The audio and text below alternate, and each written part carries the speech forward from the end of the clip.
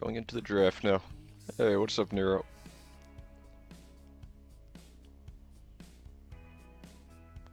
Good to have you.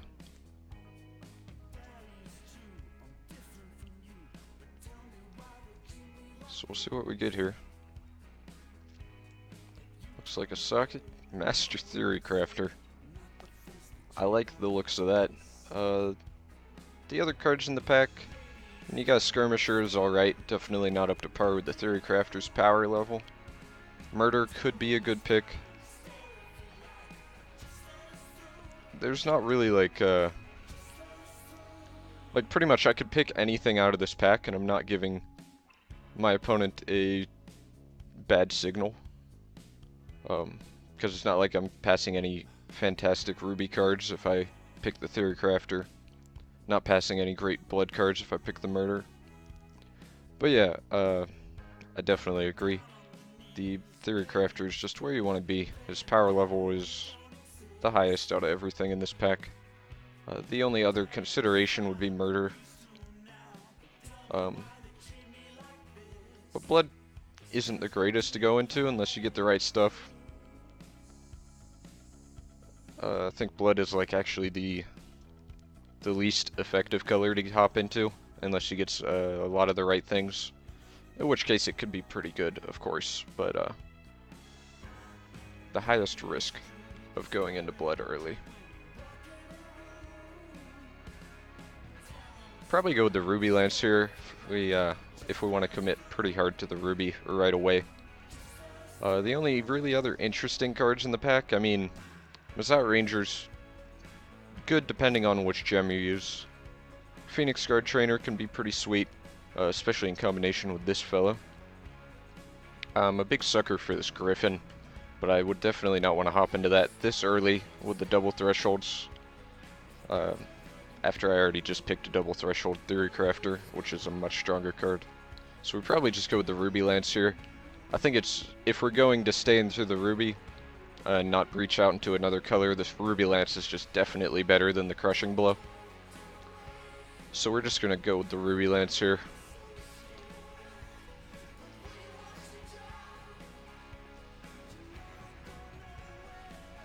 Sapper's Charge looks pretty nice, so another Ruby Lance seems good.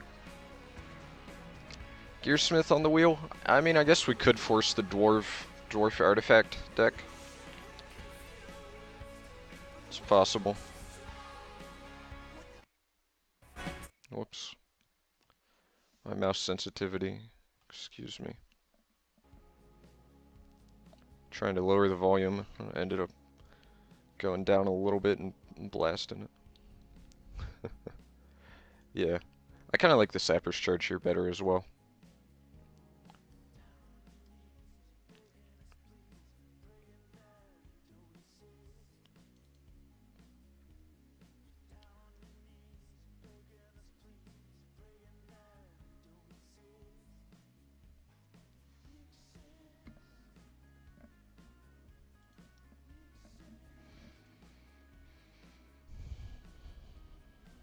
So, Gem Crazed Berserker's pretty solid. Would also still keep us in the Ruby. And like nothing else is really super great. I mean, Survival of the Fittest, fantastic. If we want to commit to that. Right now we don't even have any big creatures to go along with it. And from what we've really seen so far, I'm not sure if we will see those big creatures. So we might just want to stay in on the Ruby, pick up this Gem Crazed Berserker. I feel like that's the best choice. Plus Gem Crazed Berserker is a great card. So, I have no qualms with that. Suppressive Fire is pretty solid. I don't know if I would usually pick it this highly. But seeing Oracle Song and Dingler in this pack shows me that probably nobody in Sapphire that's passing to me. Oh yeah, that new gem. I forgot about the new gems actually. So I believe the pick is either Oracle Song or Dingler, and we're probably looking at Dingler. It's just a solid removal spell. Puts us pretty heavy into Sapphire if we want to. The other option would be Suppressive Fire, and just keep going on that. But I wouldn't even be surprised if we wield the Suppressive Fire.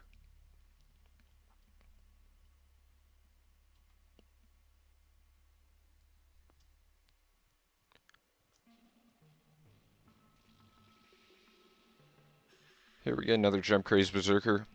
Or if we wanted to... I mean, we aren't committed to Sapphire right now. We could breach out into something else still. But I like the Gem Crazed Berserker here. Solid card.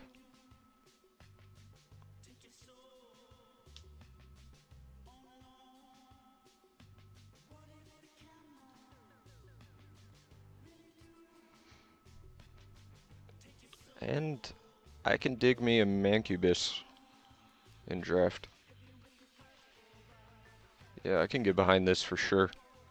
Even if you don't get to pump his power up at all, you're still getting some pretty good value out of this card in limited. Definitely worth it. And we're already deep into Ruby, so we don't mind the double threshold.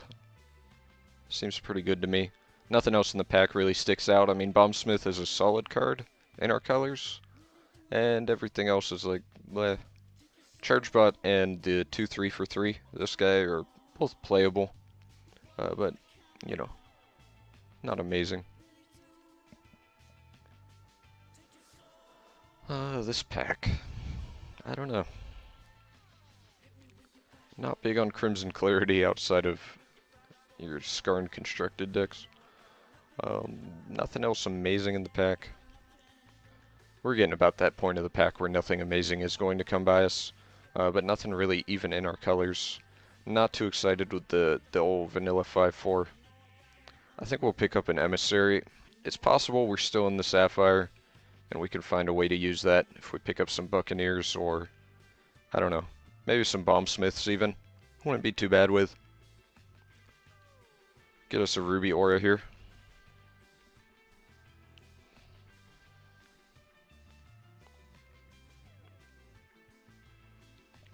How is everybody doing this fine night?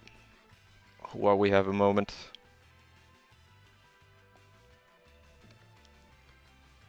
I see Nero chatting it up, but everybody else is quiet. Here, not really interested in any of these. Ranger or Scrivener are probably the two we would like to take. Just to get it out of there. But none are really, you know, we aren't going to play either any of those cards.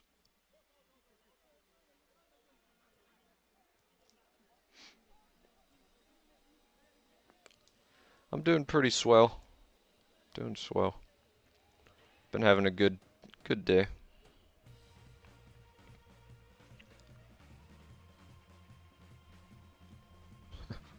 So it's possible we actually hop into Blood rather than Sapphire at this point. We're getting some pretty good cards. What's up, Hats?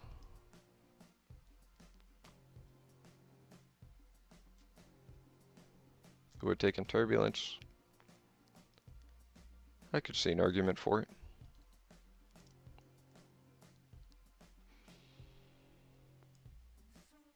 Yeah, and we did wield that Suppressive Fire, as we had hoped.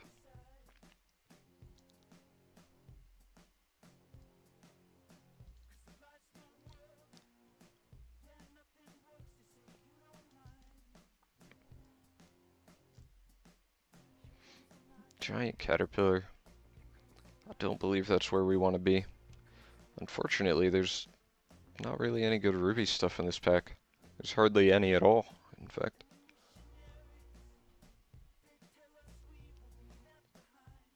Nothing in this pack really looks good at all.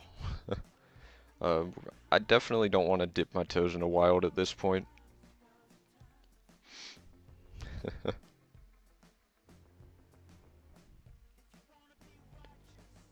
I think we do want to stick to either Sapphire or Blood. And out of this pack, I mean, we could get another Dingler, or we could go for an Inquisition.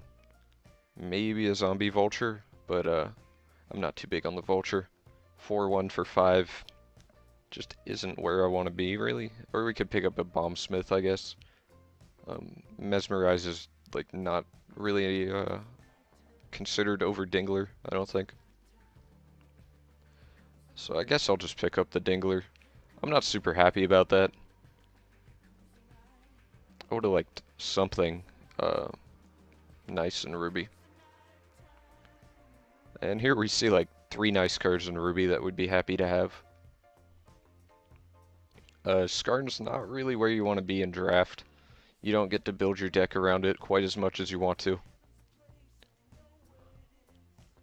Gore Seeker is very solid.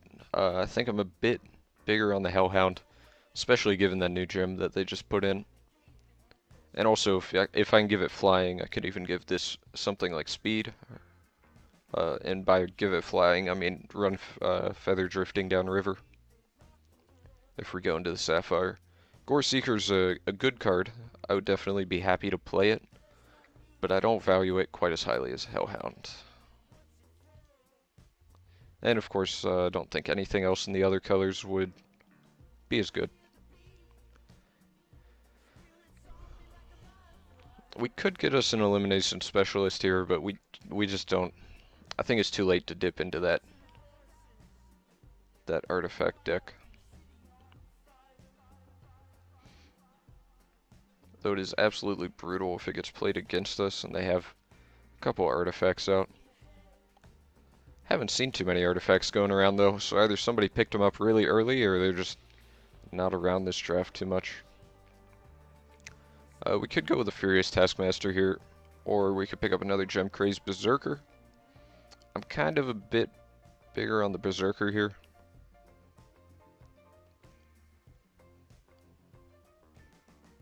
I think.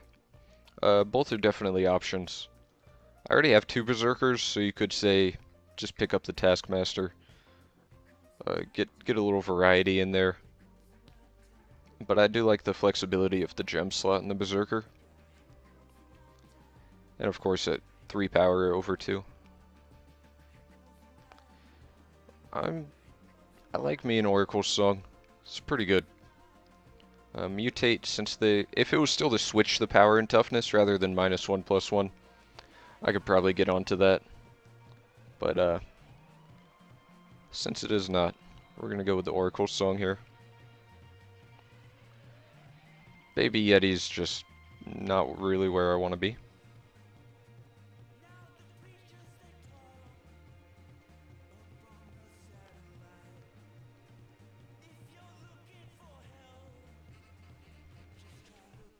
This deck's turning out already. Need to pick me up some 2-drops, that's for sure. We are light in that area. Haven't seen a single Pyromancer this draft, but I've been seeing all sorts of Ruby cards, so it's kind of weird. Could go for a Wrathseeker here. I'm not too big on that pick, since we do have triple Gem Crazed Berserker, and that's like just better in the 3 slot. I don't want too bulky of a 3 slot. I would almost prefer a Cavern Commando here than a Wrathseeker, but that's probably just wrong. We could go with an Army Ants, but those are a bit underpowered. I'm not really happy with anything in this pack. I guess I'll grab up the Wrathseeker. If we do get Feather Drifting down river, he can be pretty good with that. Yeah.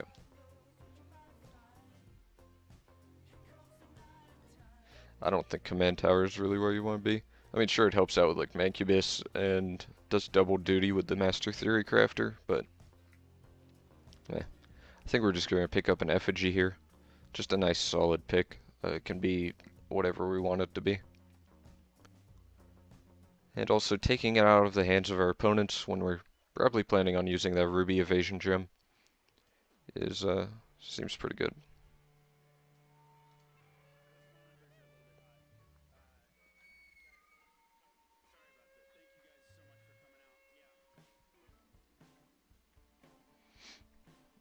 Crushing Blow. I can dig that. Imagine attacking with Mancubus, giving him the Crushing Blow. It's just a solid card, so.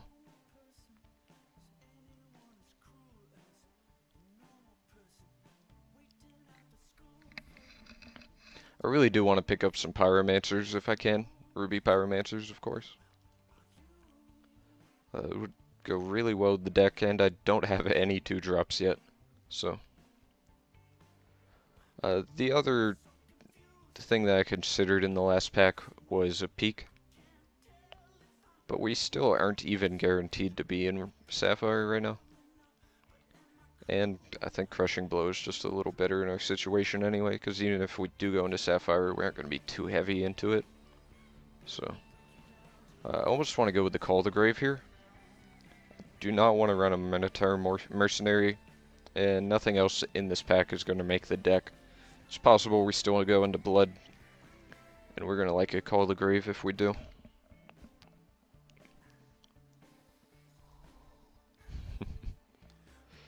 Yeah, Mercenary's that 2-drop I wanted. Seeing a Wild Growth wheel is kind of odd. Shadowblade Lurker is not going to see play in this deck. And maybe we go for the Inquisition. Or we just take the Wild Growth out because we don't want to see it. I guess we'll take the Inquisition because we might play it. Here we could get another Ruby Aura. That seems pretty good with all of our high power, low toughness guys. Or we could pick up a Sorrow so we don't get absolutely blown out of the sideboard. But I think we're going to grab that Ruby Aura. Axebot, I guess it's an option. I haven't really considered that card. It doesn't look very good on the surface, at least. I haven't played with it at all. I have not given it a chance, but my first impression of it is not good.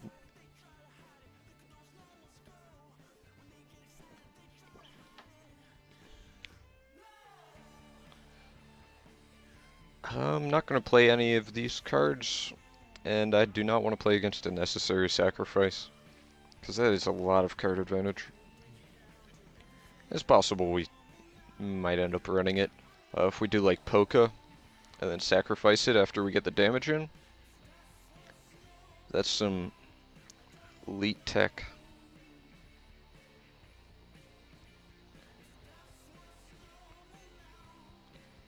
Yeah, it looks like we may very well be Blood Ruby. Our blood cards aren't super strong, but we've got a couple of decent ones.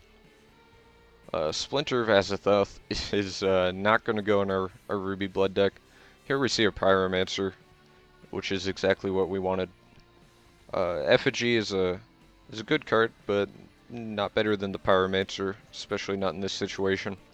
We're just going to take this for sure. Maybe we can wheel around one of these other okay cards.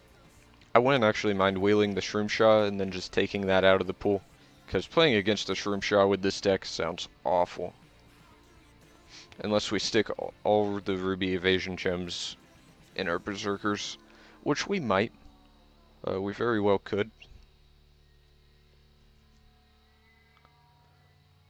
But yeah, nothing out of that pack that we just took Pyromancer out of, nothing else comes even close to picking over the Pyromancer, for sure.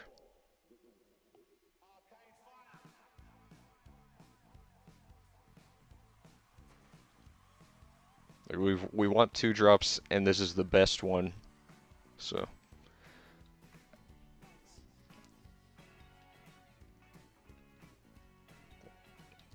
Somebody went to time with that pack. Tough choice. Oh yeah, this new card just got put in. It's a nice little thing. Definitely solid card. Could pick up ourselves up a Wailing Banshee, have even more evasion. If we can pick up one more Pyromancer, I'd be really happy. Or, you know, multiple more Pyromancers, but it's pretty unlikely. I believe Banshee would be the pick out of this pack. Or, I mean, we could still go Sapphire, and we could grab the Mesmerize or the Sapphire Aura here.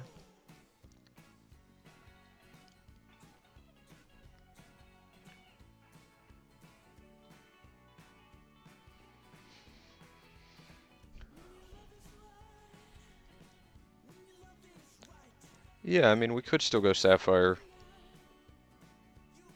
pick up the Sapphire Aura here.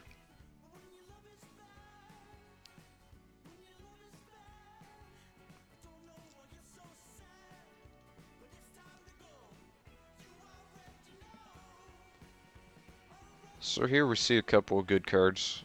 Yeah, I'm probably going to do that enters the play, does damage for the Master.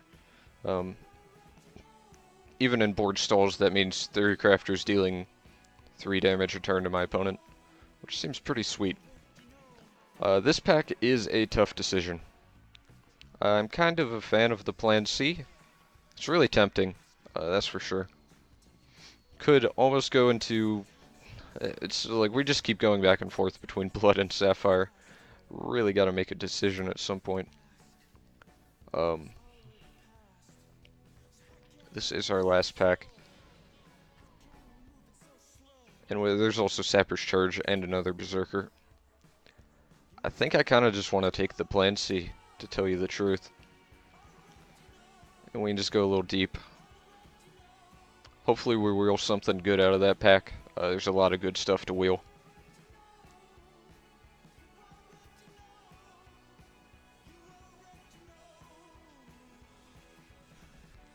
Yeah.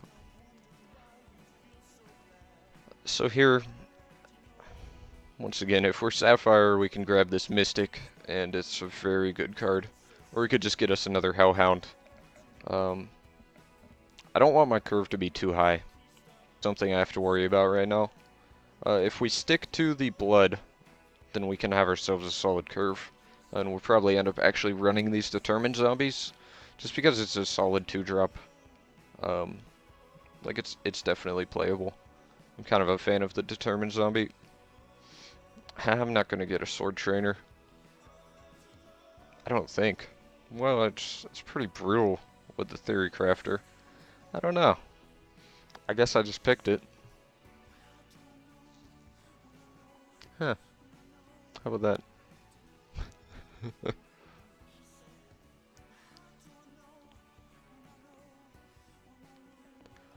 Don't believe I want to pick up the Sniper here. It's a solid card, but once again, I want to keep my curve somewhat low. Right now we're sitting at a pretty high curve as it is. Our middle of the curve is like 4.5. And we got a boatload of 3-drops. Kind of want to go with the Shame Gladiator here and fully commit myself to Blood. I think that's a good decision. Or we could pick up the Heat Wave so we don't just lose. But I'll let the Heat Wave go. That's fine. If we play against a Ruby, we'll just play around it. And this is something I'm willing to pick up a 5-drop for. The raw power of this dude is insane. And it looks like we may want to run Lionel Flynn with this deck. Between this, Mancubus, all that good stuff. Not for sure, but definitely something to consider.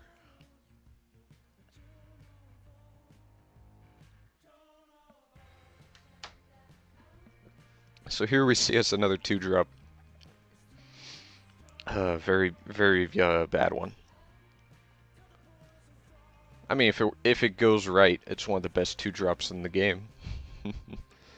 But you only have about a 50% chance of that.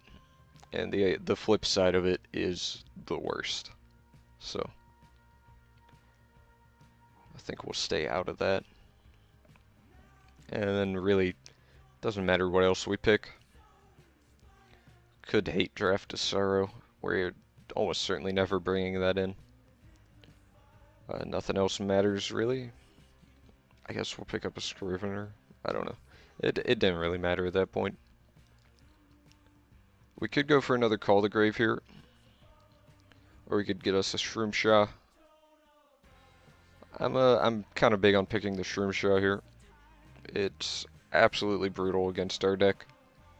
I hate playing against Shroomshaw as a Ruby deck. I never want to do it. It's just it just buys them so much time. And if you got your X, like with your X1s, I can't even attack. And even if it's not X1s, it's just you get to block for three years. It's a long time. So we could go with that other Shroom Shaw here. Or we could pick up a Mortar Strike. It's a playable card. Not the greatest removal ever, but, you know, removal is removal. And you kind of just pick it sometimes. But I believe I'm going to pick up that Shroom Shaw here. We actually wield a Wailing Banshee. I can get behind that. Happy with that pick. We'll almost certainly make the deck.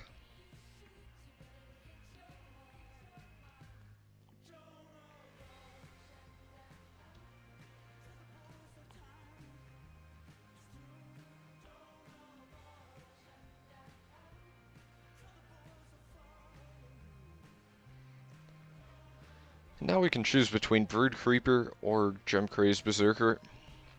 We have 3 Gem Crazed Berserkers, but I don't think that's really what we're thinking about.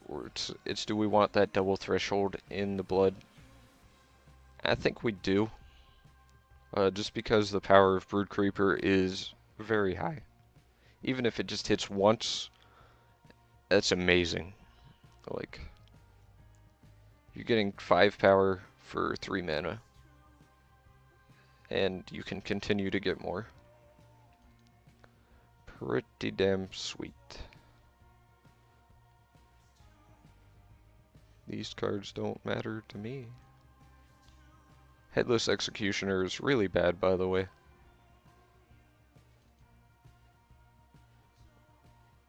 There's hardly any time where that card should be in your deck. I can think of almost no situations.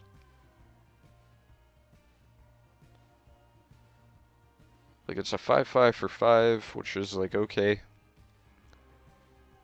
But then can't block. So you only really want it if you're already ahead. And that's not really the way I like my 5-drops.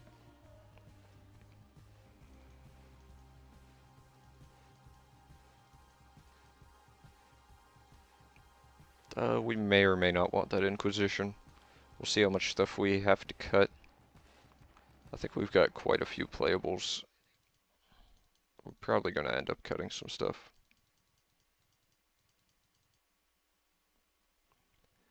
We don't want that Wrath Seeker, since... What is going on? I have not used this new client yet. Can I make this bigger?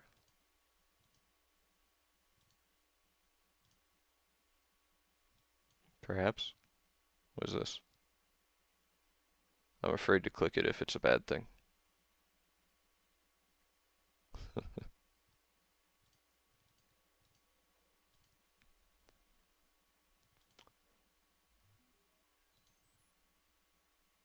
So does this mean I got 27 cards in here? Yeah, the only murder we saw was what we opened in pack 1 at the same time as Master Theory Crafter. No way to make this bigger? Jeez. What a pain. There really needs to be. I believe this 27 is for the number of cards. Yeah, so that's there.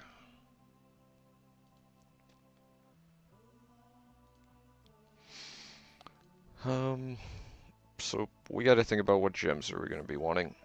With these new gems, there's a couple of options now. This new blood gem could actually be pretty good. It would allow the 2/2 to go fight into any X3s and kill them. Otherwise, we could give this speed or allow it to be blocked by only blood or ruby troops, but that's a double ruby threshold as well. So I'm not too big on that. This is double ruby threshold too. There's a possibility we give this guy rage. But I believe speed is kind of where we want to be on him.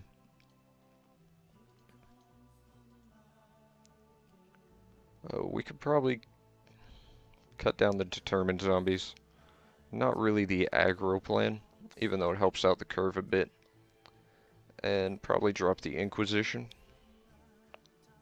You're all over that -1/-1. I I'm still considering it, but I'm hesitant due to the double threshold. And we're definitely going to be putting the unblockable except by artifact or ruby in our Hellhound, because that seems insane. We'll be putting in that, let's see, what's the other option? When it enters play, so I could completely neuter all of my opponent's troops every turn, or I could just deal a bunch of damage to my opponent's face every turn. I kind of like dealing a bunch of damage to my opponent's face, but now with the new changes, we can sideboard gems, so.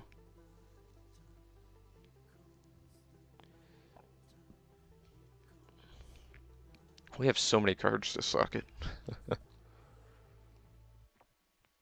We're probably wanting the evasion on this troop as well. So we've used up 2 of the evasion gem. This guy, we're probably going to stick flanking in him. Flanking. It's not exactly the ability. It's close enough. Then we want to stick evasion in these guys. Although we can only stick it in 2 of them if we want it in the Hellhound and the Ranger. So we got to have something different for the 3rd Berserker. And apparently I have to click close twice every time.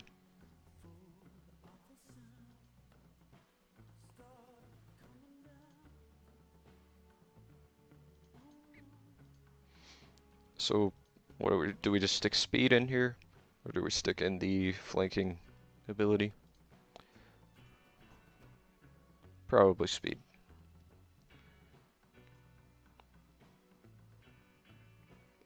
I don't really care about the evasion on the effigy, since it's a power less than the Gem Crazed Berserkers and has a toughness more. It's a lot more likely that we want to sit back in. That we want to attack in with our Berserkers, get that extra damage every turn. Kind of a bigger deal. We can always trade gems out in sideboarding if we go against another Ruby deck.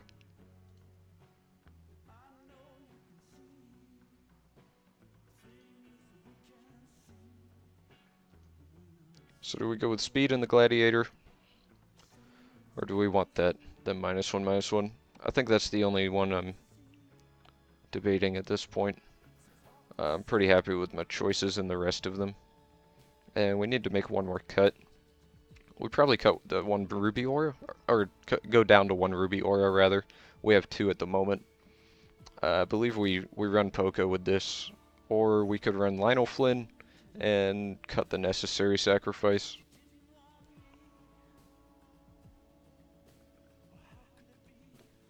I probably should be running Lionel Flynn, huh? With Mancubus and... Yeah, Lionel Flynn. Wait a second. That sounds amazing. Now that I think about it with the evasion. So we can cut this necessary sacrifice. Because we only really want to run that if we have Poké. And that's a double blood. So we want as few of those as possible. Lionel Flynn sounds fantastic in this deck.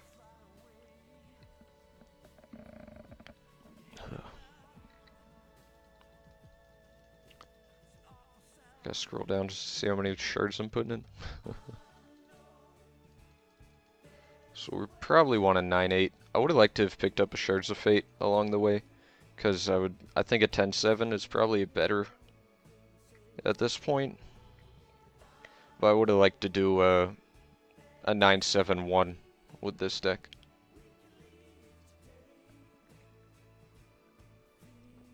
Yeah, Flynn with Mancubus, Evasion Troops, and Royal Falconer is sick. Is Mythic and Karn in the shower actually sexy? I don't know about that. I don't know about that.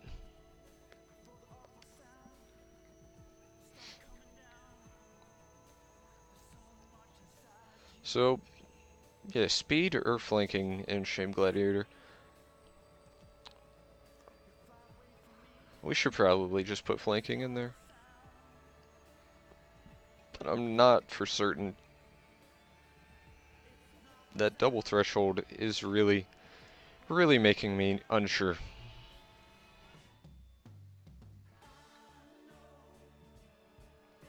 I do like the picks in the deck though, for sure, as it is. Oh man, where's my pie chart?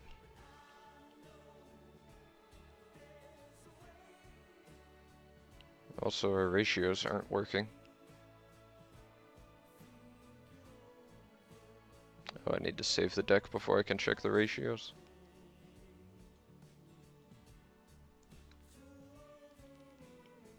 But what if the game starts then?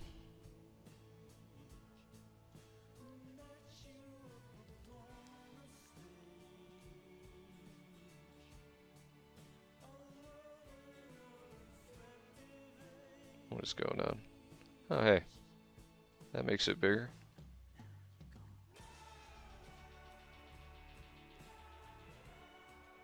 We've got a sick validation summary right here.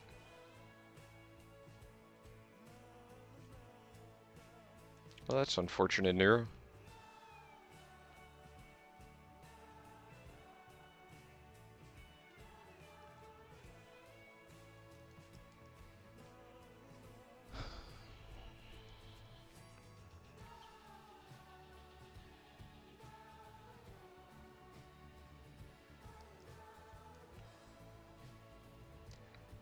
I really don't know about this last gym.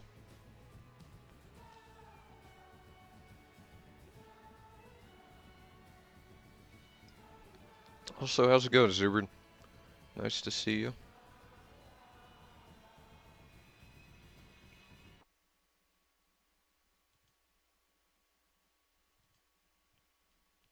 We did it.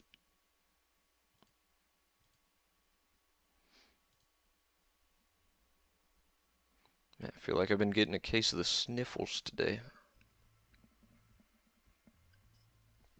Hopefully it hasn't been too loud for you guys.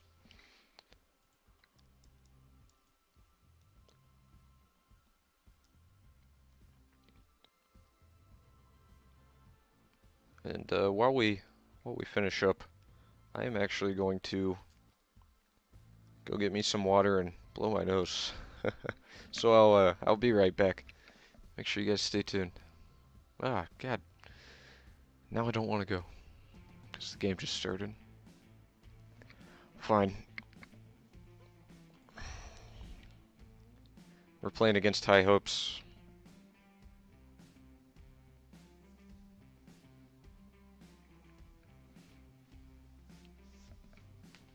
This hand isn't super inspiring, but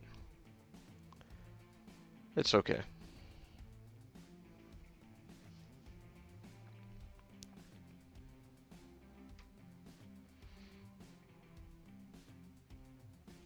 I actually like that new Dark Spire quite a bit. The 2-1, of course. I didn't see any of this draft, and it's a common. I could see somebody getting an insane deck with a couple of those.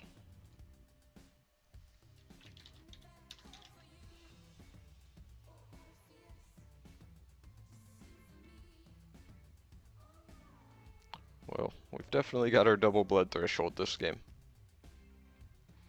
Now hopefully I can get my double ruby. And, like, I would be fine if I just drew ruby sometime in the next couple of turns. And then we just plop out a Theory Crafter, though. We need something to eat that Sapper's Charge before we plop the Theory Crafter out there. Hopefully he'll use it on the Effigy.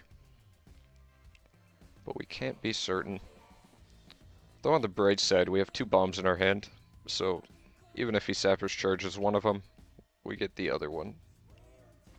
And he's playing Wild Sapphire, so he's going to have a hard time removing these unless he has something big, plus a survival of the fittest. We'll see how that turns out for him. I'm just going to go with the Pyromancer here, even though it'd be a bit more mana efficient to cast the Effigy. Of course, we want the power boost to the effigy. And we don't have a 4-drop anyway. Yep, and there we get that Sapper's Charge out of him right now. That's perfectly fine with me as well. It was unlikely he was going to actually use it on the effigy. So, drawing that Sapper's Charge out, perfectly fine with me.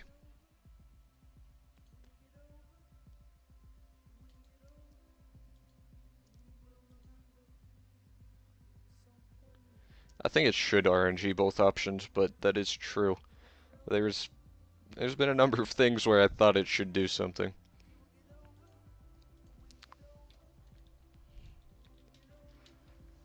Also, apparently we were playing against one of the viewers. I didn't recognize the name, but that's cool. But yeah, back to that. There's been plenty of times where I thought the game was supposed to do something, but it was not coded that way. Such as, you know, when Inquisition wouldn't allow you to cast it before, if your opponent only had shards in their hand. That was a bit awkward, to say the least. The flanking gem. -1/-1 if they block it. Which seems really sick right now. Especially with this crushing blow in my hand. So even if he does block it and it goes down to a 2/2 to trade, I can just blow right over it. Oh, we've got our double threshold of both colors right now. I thought it skipped my attack for a moment, and then I remembered they actually put the pre-combat step in now. Finally. That's nice to have, for sure. So do we go with the Falconeer here or the Theory Crafter? I believe the Falconeer is a little better. Yeah, I like starting out with that. Because to really take advantage of the Theory Crafter, we're going to be wanting to use that 2 mana a turn. And we want to have Falconeer and Theory Crafter out there, so we'll play the Theory Crafter second. Because we aren't going to be using him for 2 turns anyway.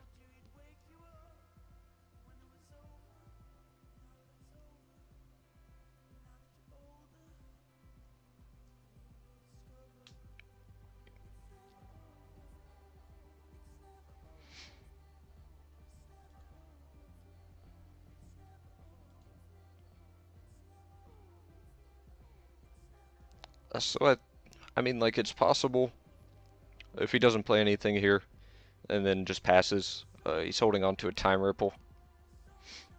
And we could get blown out if we go to Lionel Flynn or Royal Falconer. We're definitely not blocking that 3/3, by the way. But I don't know. Okay, so he does play a Vine Trap here. We still could get Time Rippled. It's a consideration, but I think the upside of dealing 10 damage a turn kind of outweighs that.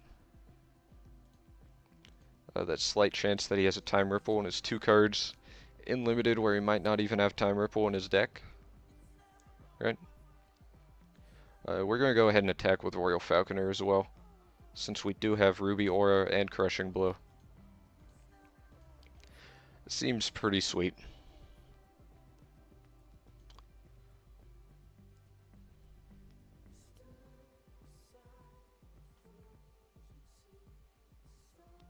He decides not to block anything.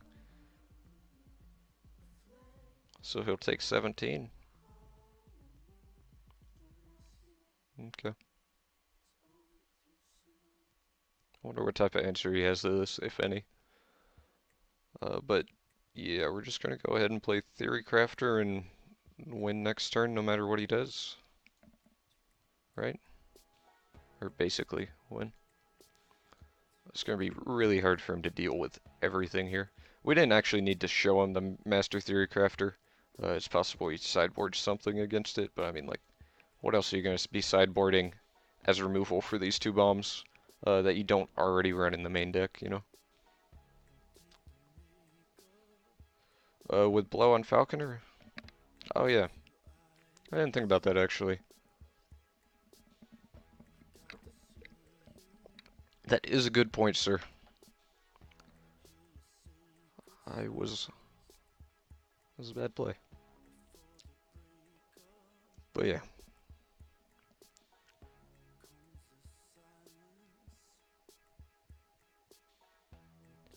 If you mod attack while triggers on the stack, it does new attack. Yeah, they changed that like 2 patches ago. I was pretty happy about that. So if it gets inspired, the gem will actually do the damage equal to the inspired attack. I don't believe there's anything we really want to board in here. He didn't do a whole lot, so either he doesn't have much in his deck at all, or he was just waiting around for some sort of bomb.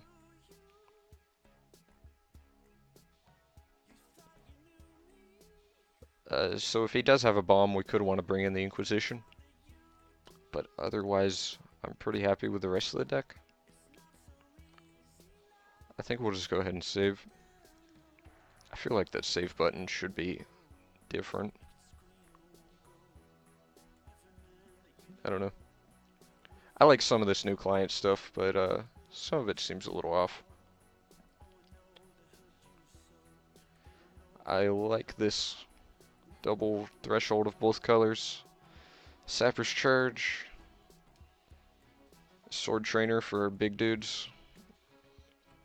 Or to take a Sapper's Charge hit, you never know. He leads off with a Howling Brave. Could be a problem. We'll see how it ends up.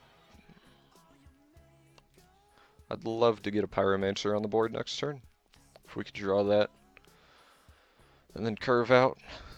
Seems like it'd be beautiful. So he just goes with a Shards of Fate here, so at least he's not dropping a 3-drop on us. But he could still drop us a 2. We'll see what he does. Goes for a Wild Child. The fact that he played a Shards of Fate this turn, I mean, either he doesn't have a 3-drop or he doesn't have another Shard. I think I want to still Sapper's Charge the Howling Brave here. It's early enough in the game where that advantage the Brave gives him is quite large, and there's actually a pretty high chance that he doesn't have a 3rd Shard in his hand. I mean, of course, he could still top deck it, but we get a lot of value out of that Sapper's Charge there. Even though, you know, it's nice to hold on to the Sapper's Charge for more important threats later on. Getting that Howling Brave off the board is really important. It looks like he may not have his 3rd Shard then, unless he's just waiting until second main phase to play it.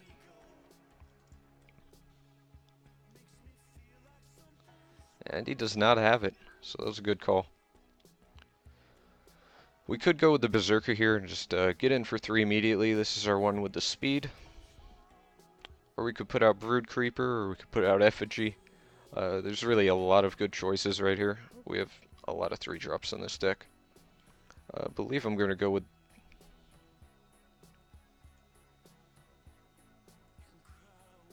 I don't know. Like, I would like to get the Brood Creeper on the board.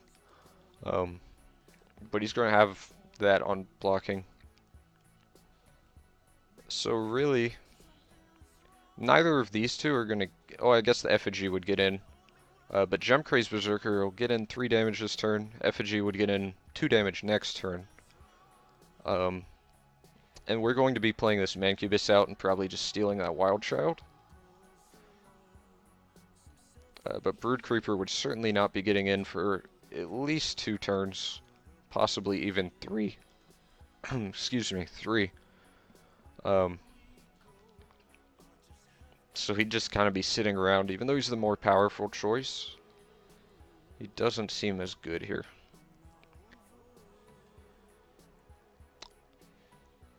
There's some merit to wanting to play Sword Trainer before the Mancubus and then holding on to Mancubus for a few turns to try and grab something bigger out of him. But he's still stuck on 2, so I'm happy with just playing out the Mancubus now. And grabbing that Wild Child off the board. We could actually swing in with the Call to Grave here if we really wanted to. I mean, swing in with the Gemcraze Berserker and Call to Grave it back in the future. But I don't really see a big point in that. I'm fine just sitting back. We do have ways to get this Berserker through in the future, even if we don't deal with that 1/1. Be it Suppressive Fire or some sort of removal for his dudes.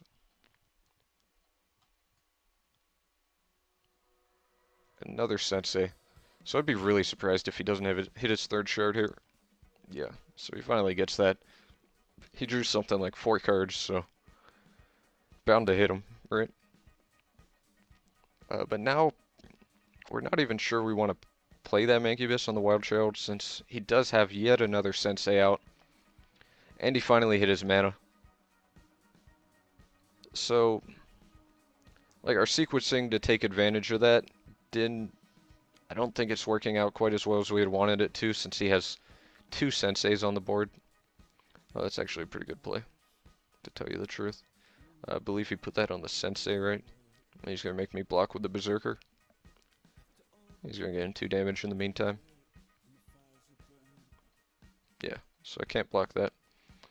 Making both my guys block the Sensei.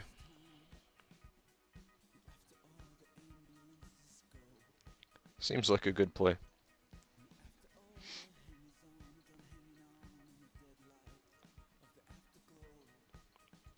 So that was a solid trade for him, but I'm still really far ahead. I've got the Mancubus, I can steal his Wild Child. I've got all these sweet cards in my hand. Or I don't even have to steal the Wild Child at this point. I can just go ahead and sit him back, plus I have Lionel Flynn, and just keep that one shot forever and stop him from ever playing anything great. Like he can't play his Boulder Brutes, he can't play his, I don't even know, whatever, Flyers, anything important. If he picked up that Splinter that we happen to get, we can steal that. Or that we happen to pass, rather. I believe we just want to play down the Sword Trainer here and start building up a board size. Sticking Lionel Flynn on the Sword Trainer in the future as well if we happen to draw a Theory Crafter or what's this called? Falconeer. That's pretty good. Even Hellhound. Stick Lionel Flynn on the Sword Trainer, play out our Hellhound.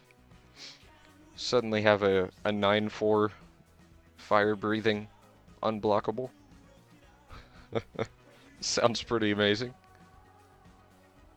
I could definitely get behind that if we get a 6th shard. We see a suppressive fire here. So that will allow us to eventually get in with this Brood Creeper if we want to.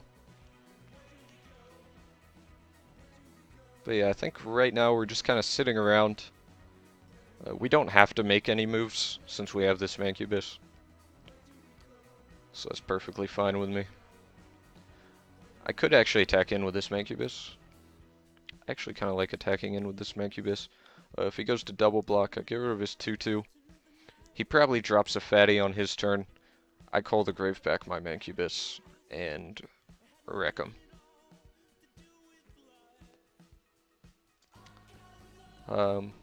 In the same vein, I'm happy with attacking with Sword Trainer. I can do the same thing there as well.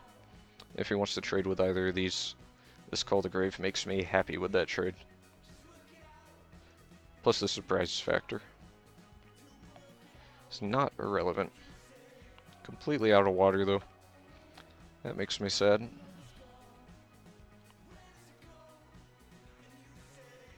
This is alright with me, sir.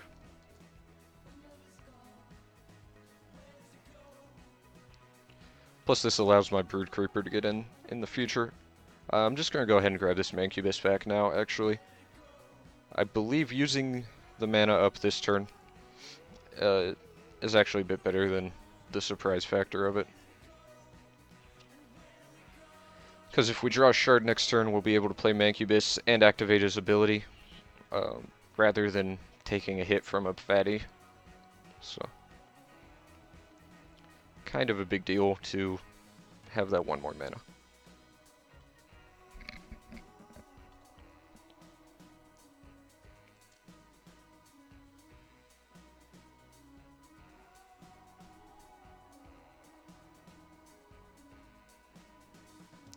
That's not going to do a whole lot. If this wasn't a basic action, I could see this card actually having some play.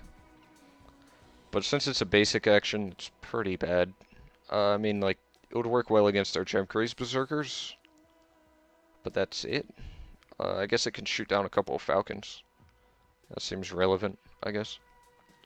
Though, the way things are looking, he's actually just going to die when we play Falconeer. Yeah, I believe that's the play. We just put Lionel Flynn on Sword Trainer, buff our Falconeer, and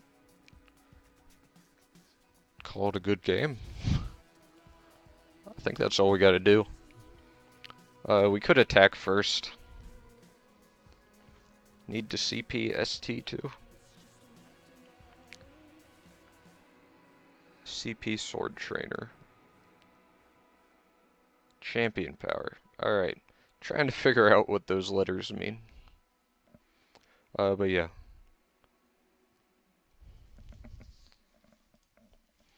We're definitely going to stick this on here. And then either we attack first. Oh, that's a good play. Okay. So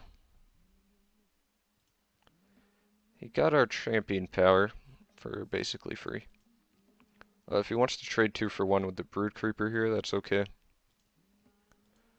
This will affect what we play post-combat, but I think we're going to go with the Sword Trainer. Especially since we don't have our Lionel Flynn, and we do want a buff on that Royal Falconer. So if he doesn't block here, like, we're just getting fantastic. And if he does block, that's perfectly fine, getting both of these off the board. I've got much better stuff than a Brood Creeper sitting around. Though to note that Time Ripple actually made it so Sword Trainer no longer buffs Mancubus. Not a huge deal, but without Lionel Flynn, that means Mancubus is only grabbing anything that's 2 or less. So we can't grab any of his fatties anymore, such as a Squirrel Titan.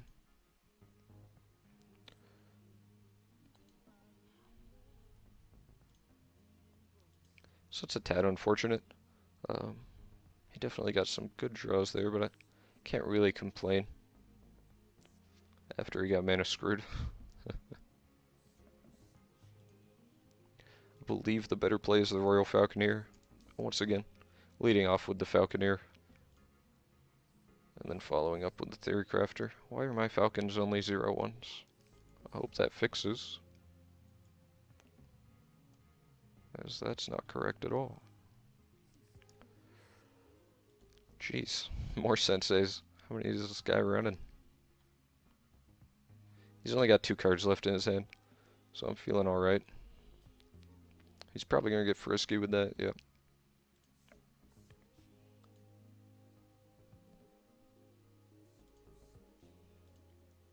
So hopefully these, I mean, like, okay, yeah, so I zoomed in, and it does have the buffed power. That's just odd.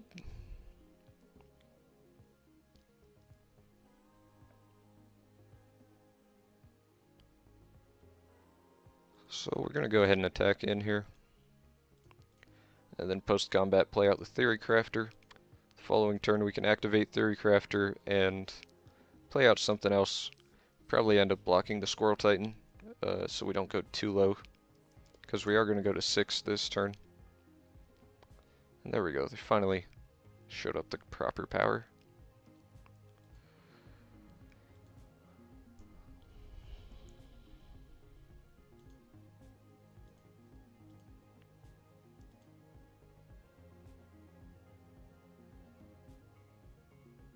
He sticks a Wild Aura on his Squirrel Titan, so it's actually kind of a big deal. I don't know why he played it in response, but it doesn't really matter. So we're gonna take 6 here, and then we really need to have good blocks for that Squirrel Titan. This isn't a basic, so we will be able to create our Warbot and block the Squirrel Titan with it if we want to.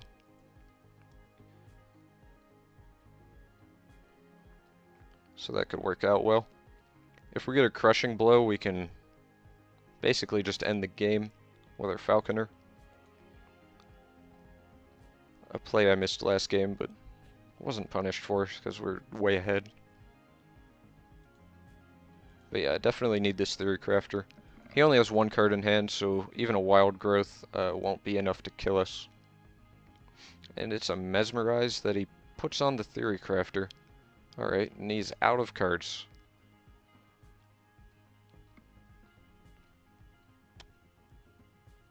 So what do we do here? We've got some options. We definitely want that 2 mana up to activate Theory Crafter. We could play out Mancubus. Well, let's see. How much damage do we actually do here? We might just be able to win. So that's 2, 4, 6. We could potentially do 3, 6, 9. Oh, that's actually a game.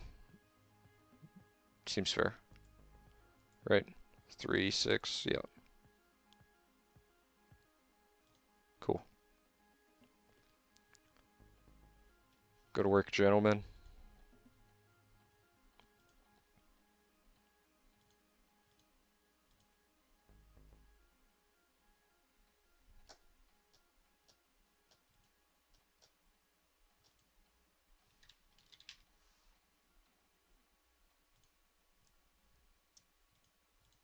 We don't gotta worry about any tricks. So that seemed like a good turn.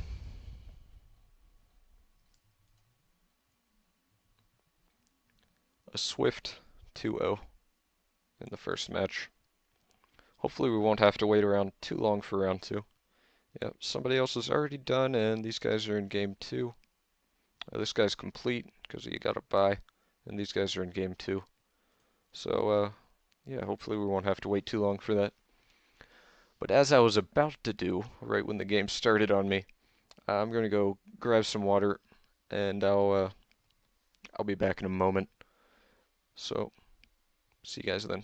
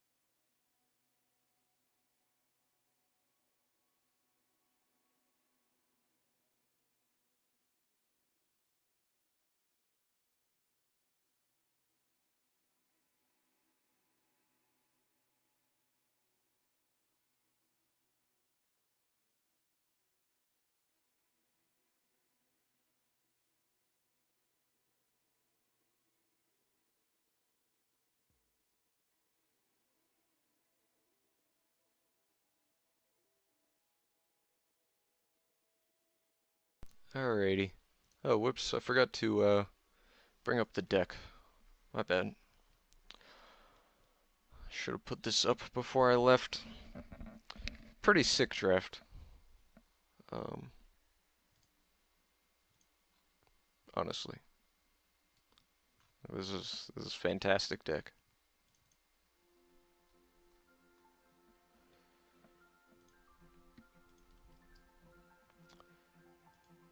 Can't say I've had a whole lot of better ones than this. I think the gem choices have turned out well. We haven't come across the Gladiator or the Ranger. Our thresholds have been pretty damn good pretty much every game. Though to be fair, it's only been 2 games, so. But yeah, couple of good synergies in the deck. That actually came up a few times. If our sword trainer hadn't gotten bounced and subsequently eaten by a squirrel, then it would have been even a more dominating ending with the Royal Falconers and the Master Theory Crafters. So I kind of like the sword trainer in here. I'm not too big on the card as a whole, just in general. But if you can get some good combinations, like with Mancubus, Theory Crafter, Royal Falconer, or now with the new Evasion Gem, I could see it coming into play much more often with stuff like Hellhound or Ranger. If you can get some buffs on the evasive guys, then you're in business.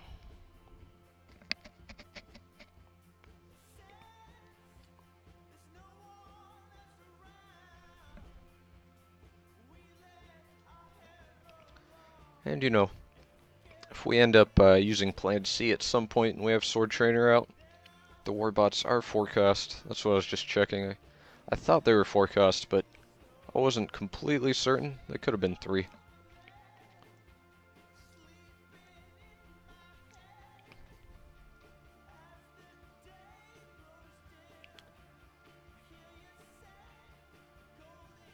So what is this button? No. Well, like, why would they have a forfeit button? They have no idea what it looks like. I guess it goes, like, out of the door, but then, like, not even label it if you hover over it. Somebody just, like, clicks it and accidentally hits accept and loses the whole tournament. That doesn't seem right.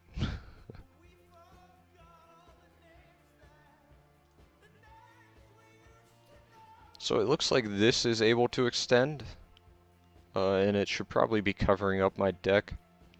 But when I go to extend upwards, my deck does not extend. So I don't know if it's supposed to or not, but it would be nice if it could. Man, these Ruby Auras and Crushing Blows, also great. All these power reliant guys just get better the more power they get. Well, I mean, every creature gets better the more power it gets, but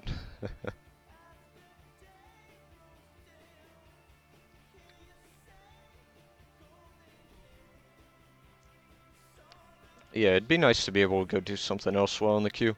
Even if it was just like, go sit around in the card manager. I'd like to be able to do that. Mess around with some constructed decks to pass the time. Would be nice.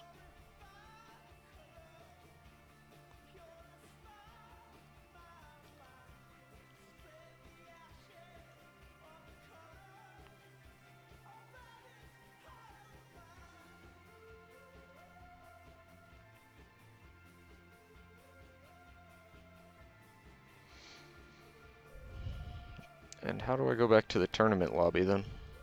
Do I save the deck? Does that put me out? Oh yeah, there we go. Yeah, so these guys are still in game 2. Hopefully it's a quick 2-0 so we can move on to the next round without having to wait for a third game.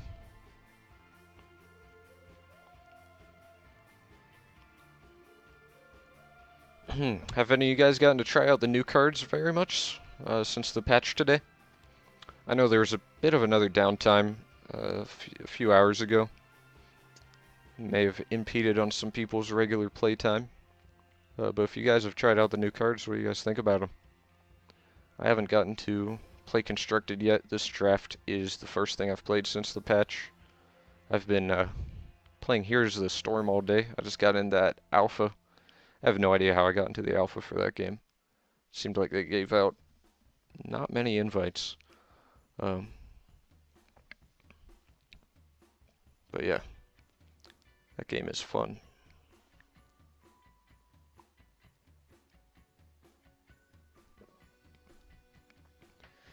I actually streamed some of it last night. If any of you guys came by, I was not playing Hex for the first time. I may end up streaming that a bit more as well. Not right now, of course, but in the future, if any of you guys are interested in that.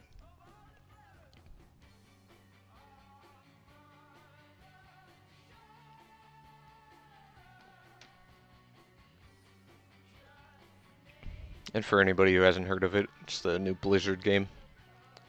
In the same kin as League of Legends and Dota 2 and all that. Though quite a bit different. Definitely not just a clone or a remake.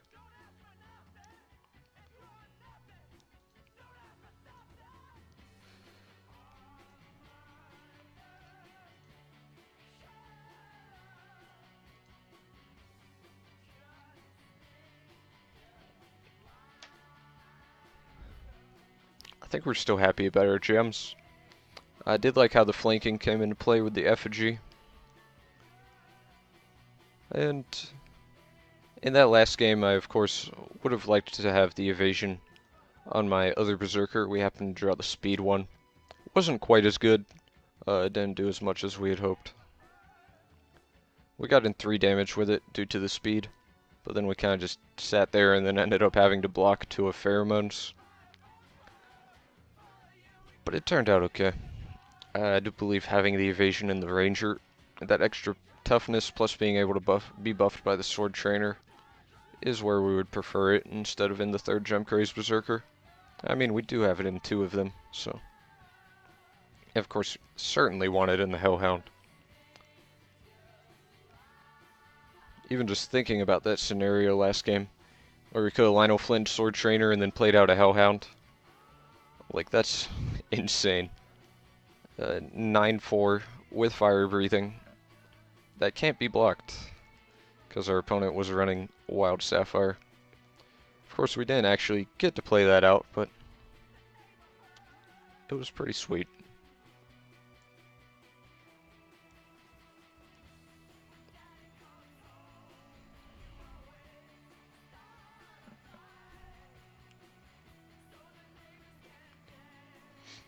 I am interested in drafting some more and trying to force that Darkspire deck.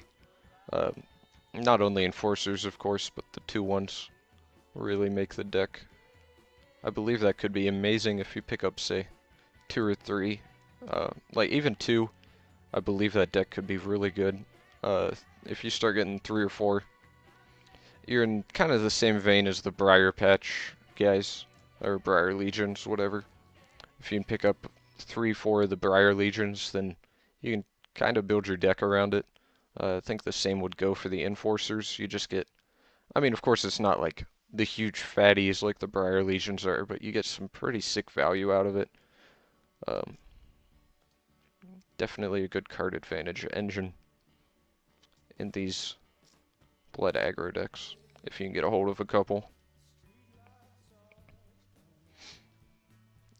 Even just picking up a couple of these guys, if you can only find like 2 of the 2 ones, seems pretty fair. I mean, picking up a free 3-2 for 3, if your 2-1 for 2 dies, like, that's totally reasonable.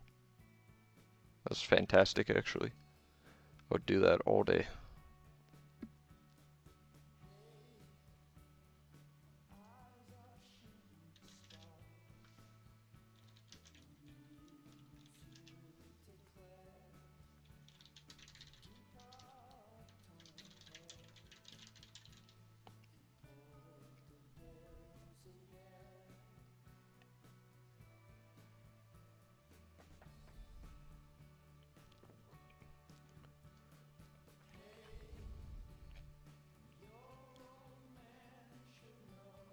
But yeah, Not a whole lot going on right now, of course, as we wait for our next round. Looks like they have moved on to a game 3. So we'll be waiting a tad longer. Hopefully it's not too lengthy of a match, though. I really do wish we were able to go do some other stuff in the meantime while we wait between rounds. Like on Magic Online, of course. Brings comparisons, and on there you can even play whole other queues at the same time. I'd love to just be able to hop into the card manager, or perhaps play a one-on-one in the proving grounds. Of course, I wouldn't hop into another tournament or anything. I've never been a big fan of people who double queue on there. But being able to hop into a one-on-one seems completely reasonable. Play a few games with Karn. Just rush down the opponent, or they have a burn for my turn 1 Karn and I concede.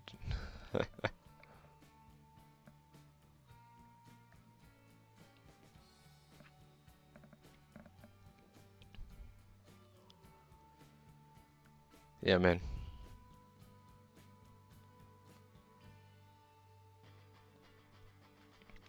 Yeah. Need to get some multi-table in here.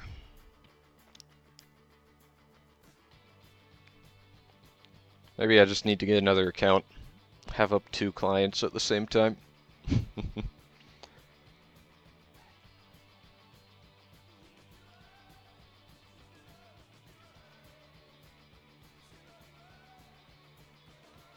Probably should, honestly.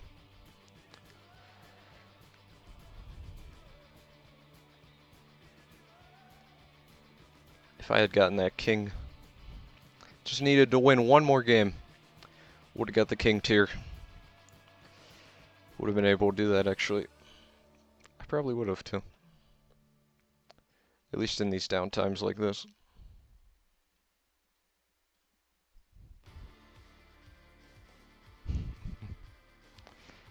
Yeah, playing against yourself can be good. Of course, it's a lot more boring. And you played very differently, of course.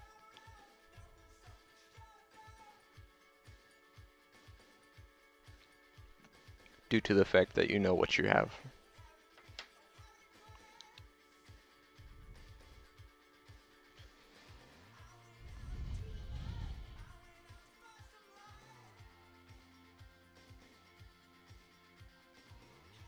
Yeah, man. Play them for fun. And to win. As a byproduct.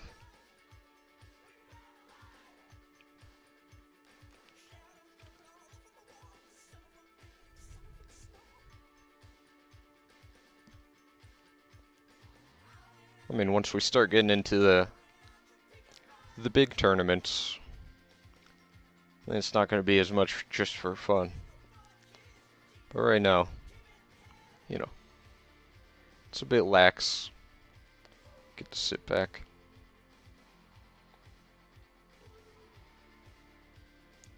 What's great about, you know, games like Hex or Magic, like even if you're playing to win, you still have fun, you know. There's a lot of games where, you know, it starts out really fun, but once you start grinding and trying to get to the top levels, it doesn't end up being fun anymore, and you're just like actually just playing to win. But with Magic at least, and I'm sure Hex will be the same, or it has been the same from what I've experienced. But even at big Magic tournaments, you're playing to win, and you really, like, you're playing really hard, but you're still having fun. Like, you're still enjoying yourself and having a great time. Especially if you are with friends at the time.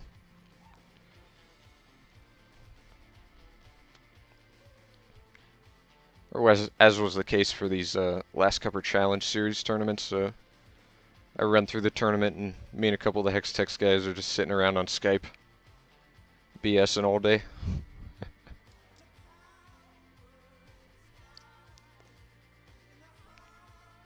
while we play our matches.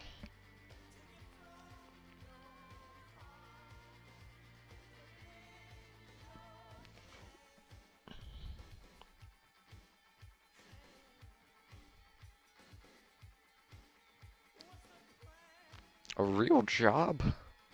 What is that? I don't know what this is. So we'll take another update on these guys. Still not finished. And now we're back.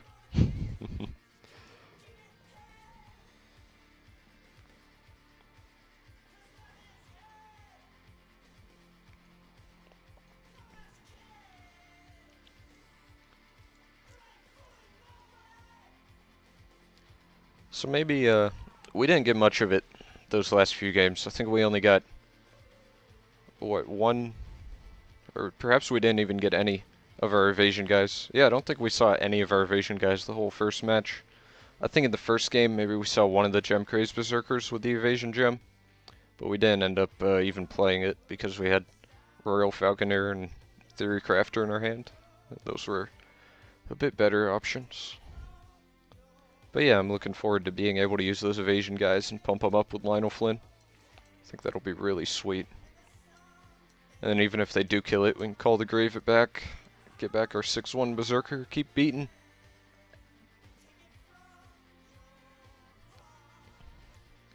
Sounds good.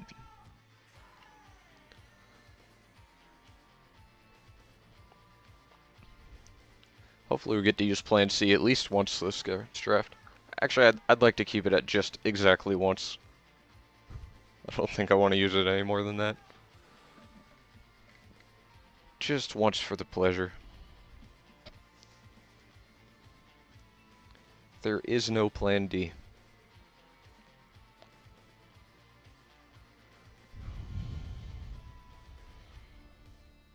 In the middle of Bioshock. It's a good game. Are you playing the first one, second one, or Infinite?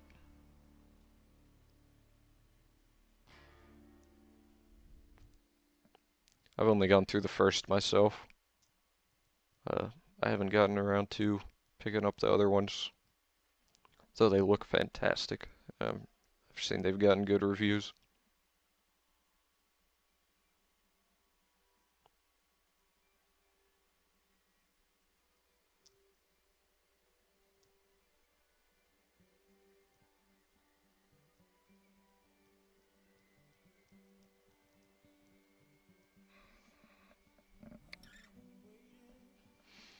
I'll tell you what, I would like to have gotten a few more 2-drops in this deck.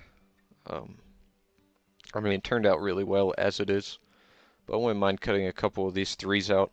As we saw last game, on turn 3 I had 3 3-drops in my hand I had to choose from. Luckily I had all the thresholds to actually be able to choose. In some cases we wouldn't have been able to play the Blue Creeper, or perhaps in extreme cases not even able to play the Berserker. But that is a problem with the deck. I mean, we have 1, 2, 3, 4, 5, 6 3-drops plus a Ruby Lance at the 3 slot. And we only have 3 2-drops. Like, that's not exactly the ratio you're looking at all the time. Or you want to be looking at, rather. The rest of our curve is fairly good. We've got 3 4-drops, 2 5-drops, and a 6. We don't have any 1-drop creatures, but some good support spells. And a bomb in Plan C that isn't really a mana cost. You're never going to play it for 2.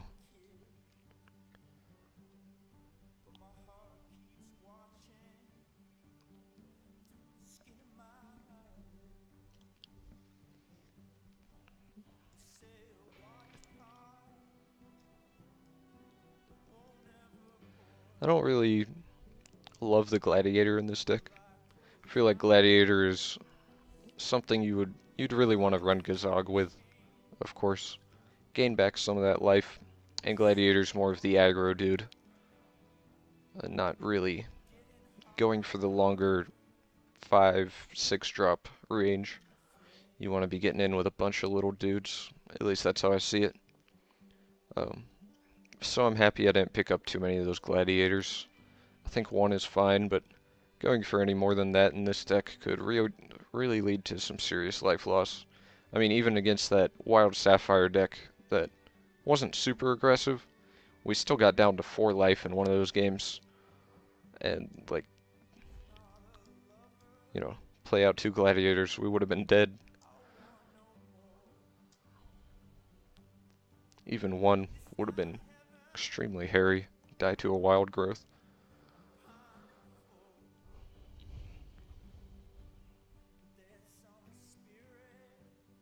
Basically, any deck where you're taking a lot of damage yourself, of course you want to be running Gazog.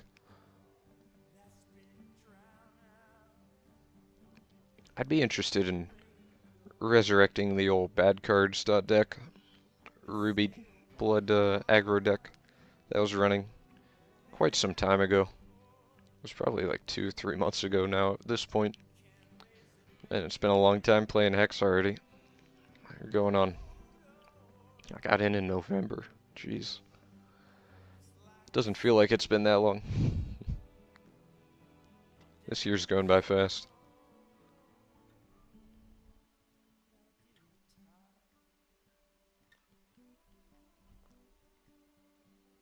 I'm not sure that deck would work quite as well anymore though, with the change to the Ruby Destruction Gem, because that was kind of a big part of the deck, was running that in the Inquisitor. And here we go into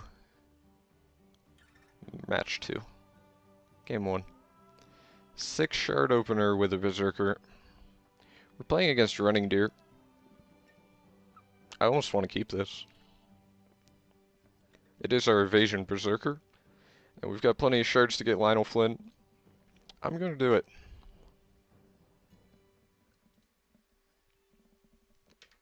As long as he doesn't go like turn 1 Howling Brave into a 3-drop on turn 2, I think we'll be quite good. Or if he has like a burn. If it turns out he's actually Ruby and this Berserker just sucks, then I'll be sad.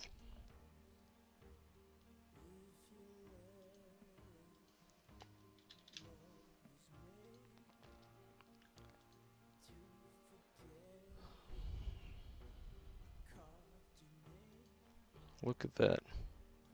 Plain C. Off the top is the first draw of the game. Not usually what you want to see, but I don't mind. It's fine. I don't really need to draw anything else, I don't think. Now I may need to. He does have a Ruby. The one thing we did not want to see. And we're just drawing shards. Alright. So we'll see how this game ends up going. May or may not have been a good keep. In hindsight. Oh boy. Does a charge bot do well against this? I'm not sure. All of my plans are falling apart. What do I do? I'm drawing more shards. Oh god. This isn't good.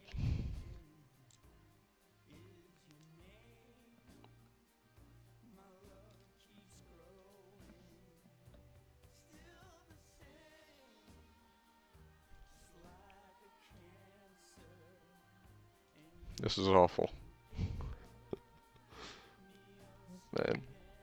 At least he's not doing anything, I guess. So we attack with both Berserkers. It feels pretty terrible, but gotta do it sometime, I guess. Obviously, he blocks the one with evasion. I mean, we're gonna do it. It's the worst, but yeah. I don't really have many ways to deal with that charge bot. As awful as that sounds. So we'll just get that out of here. And now he's got to do something to deal with this. A blood crazed zealot. Alrighty. That's a big dope.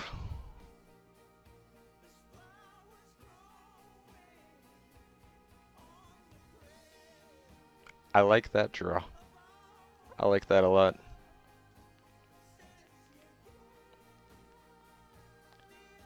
I like that a lot.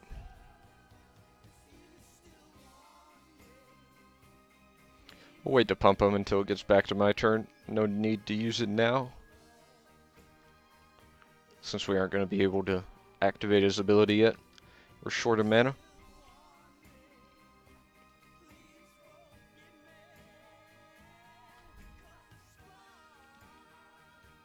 It's not within me.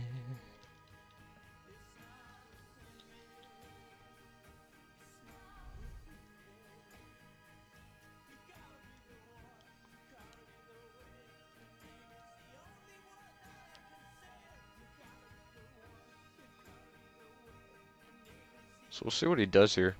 Looks like he's planning on attacking. Seems like the right move, since I'm about to steal this with Mancubus next turn. Unless he has a Ruby Lance.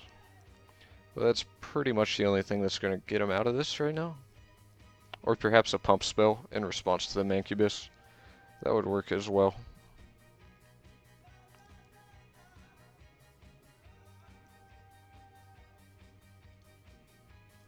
But yeah, he's just going to go ahead and attack.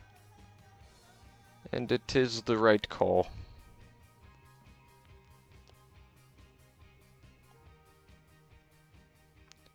Double blocking and trading there seems like the worst thing ever. So we're not going to do that. Very possible he actually just has a wild aura. Or a wild growth.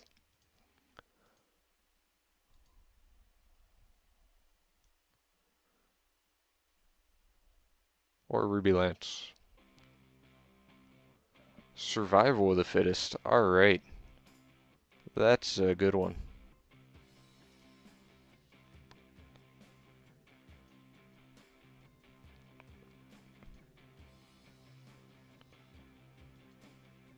Sorry, Lionel Flynn has been a sad fellow these last few games.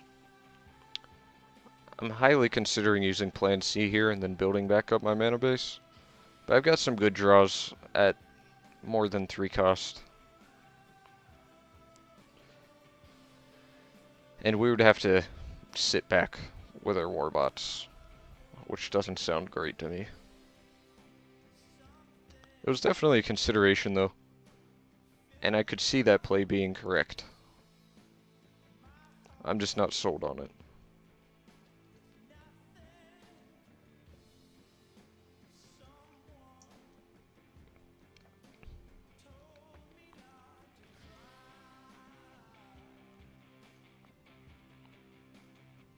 So hopefully we draw something good here. That is yet another shard.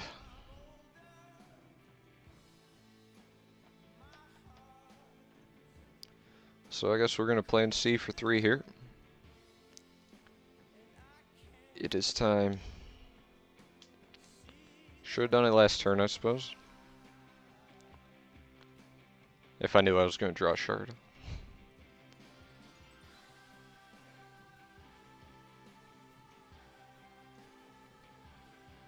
And now we wait.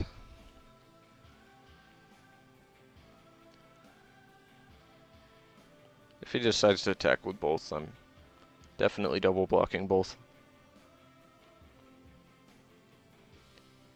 Zerid your own Darkspire for game. That sounds sweet. I like that a lot. If he has another Survival of the Fittest, will that do anything? I don't know. A Wild Growth is what he needs. Even a Wild Aura or a Crushing Blow is just going to trade. Which I mean is fine. I am down to 1 resource. So it seems fine.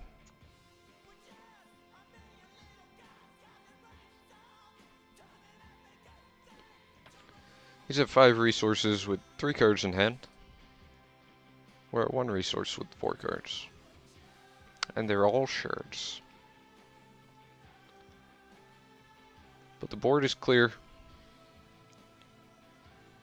And we're feeling somewhat safe. Ruby Enchantress, not too threatening. We're on a clock, but it's been worse. Things could certainly be worse. I just hope they don't become worse.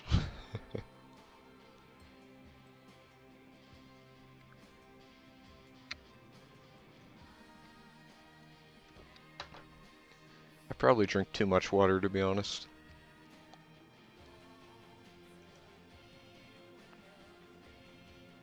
I have to use the bathroom far too often.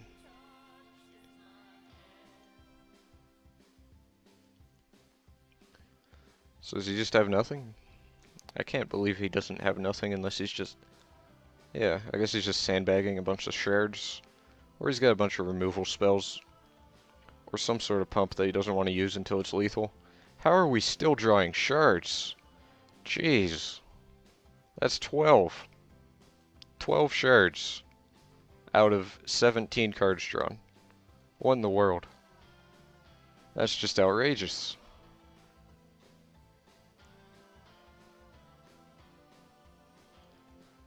I might trade here. Or just get Mortar Striked. I guess that's a trade. And he flips no creatures out of the top 3. That doesn't sound good to me. That means there's nothing in my top 3 that is a creature. So I've got 3 turns of drawing garbage. More shards. Wow. How do you draw this many shards? I don't even know.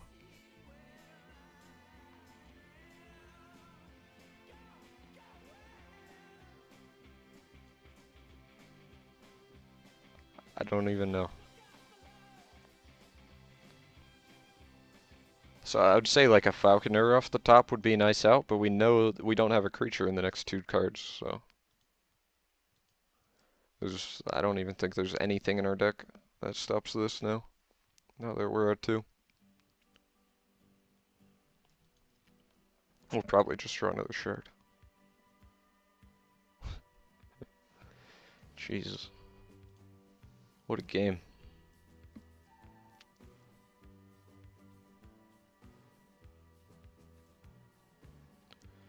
So, these Ruby Evasion Gems and the Berserkers seem absolutely horrid against this guy.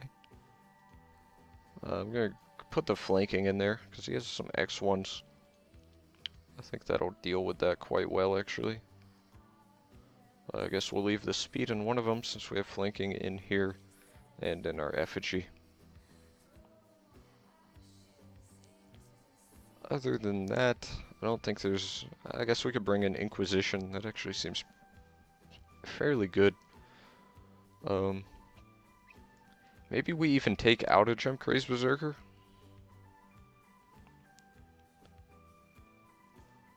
I could definitely see that being the case. We probably take out the guy with speed. I think I'm happy with these changes. Not like happy, but, you know. You do what you gotta do. If I can get one of those big guys, or even get like a Survival of the Fittest out of his hand, we'll be looking pretty good. But yeah, that Ruby Evasion Gem is not going to do it in my X1s against his Charge Bots and red creatures. I'm still happy with it in the Hellhound, though, being able to get through. I mean, making it so only a certain subset of his creatures are actually able to block it. Something that big. Still seems worth it. This could definitely get changed as well. But I already used 4 flanking gems, and 4 of 1 gem is the most you can have. And I don't think Rage or Speed would be better in there. I mean, there's still a couple of things. I mean, of course, like probably like half his creatures can't block it still. Which is, you know, worth something. It's more like flying than unblockable now, though. In the amount of creatures that can probably block it.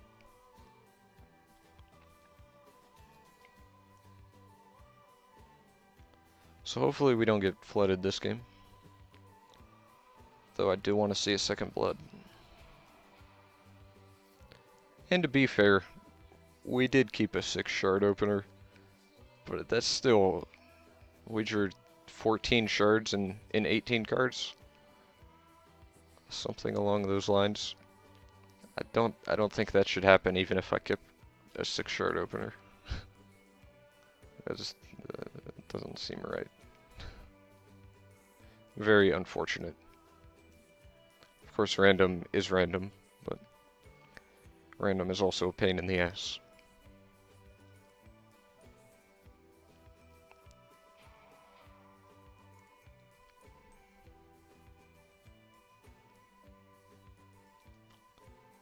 So we'll get our gladiator out here. It'll be able to deal with his 3 drops, almost certainly. The only one it won't be able to is a vine trap. We're not sure if he plays that. We saw our round 1 opponent played a vine trap.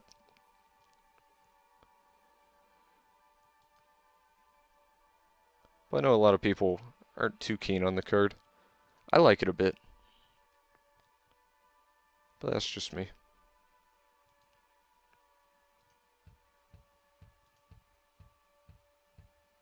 2-4 for 3, quite solid.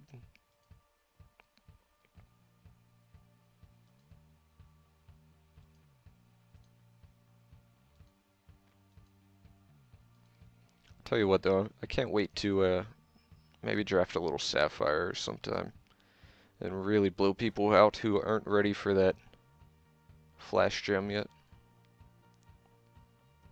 That'll be some good fun. That flash gem might actually be worth putting on the 2-4 mystic over flight if you're running feather drifting downriver anyway.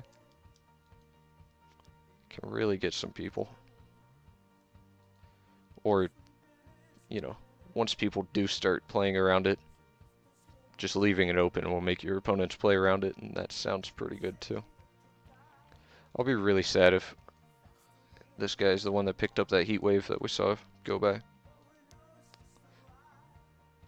Though we probably would have used it last turn. You can always top deck it, so that would certainly be terrible.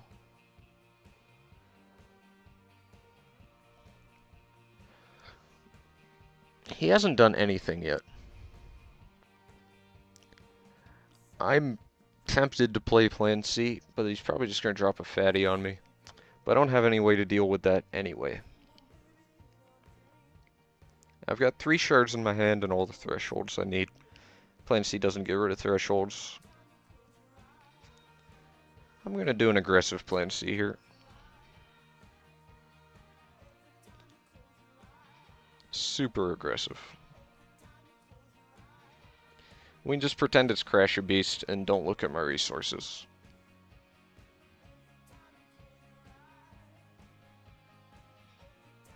Okay. Does that sound good to you guys?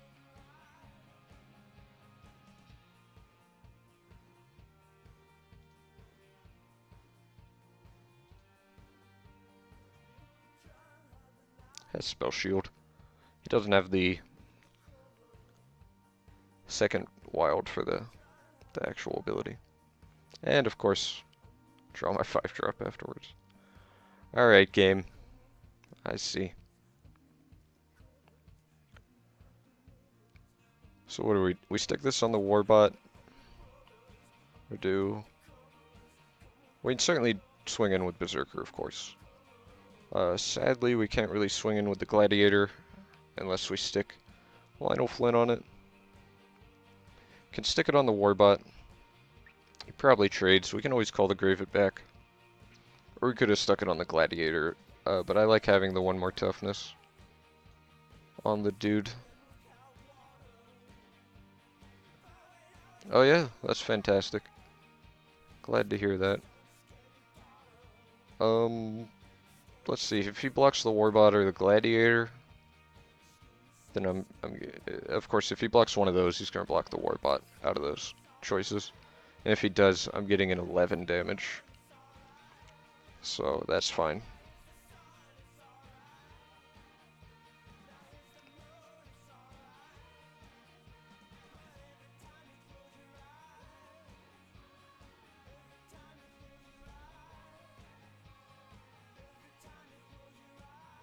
Probably trades with the 6-3.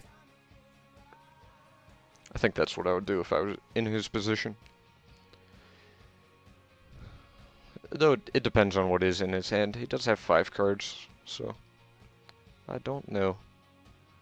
Possible he has like a survival of the fittest.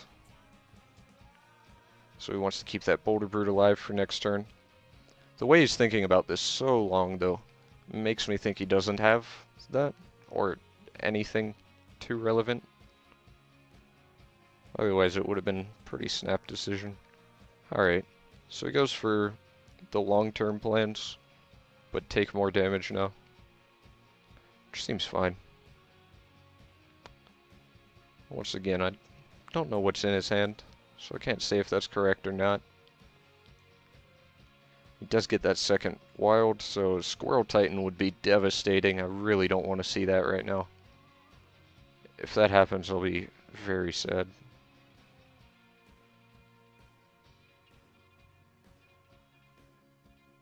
I think if he has it, he slams it, right? Like, I don't think he would slow roll that. It's just too good right here.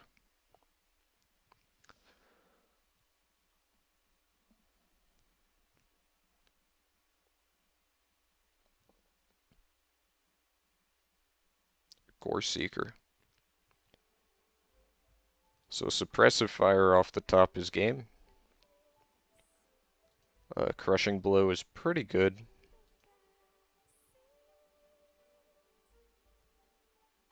Some sort of removal spell would be nice. We don't really see any of those things. We can swing in. Let's see. So he would block Gladiator and Warbot. We could call the Grave back the Warbot. We don't get to play it for another 2 turns.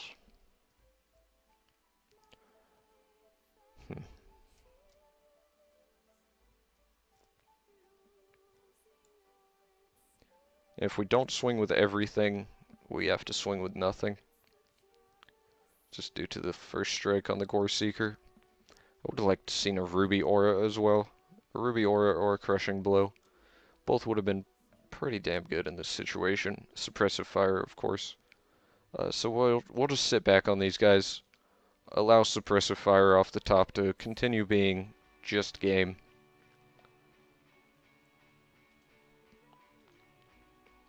Because if we swing here, we're going to lose some guys, and Suppressive Fire is no longer going to be game. Or, you know, we could just draw some 3 or 4 drops and play out regular.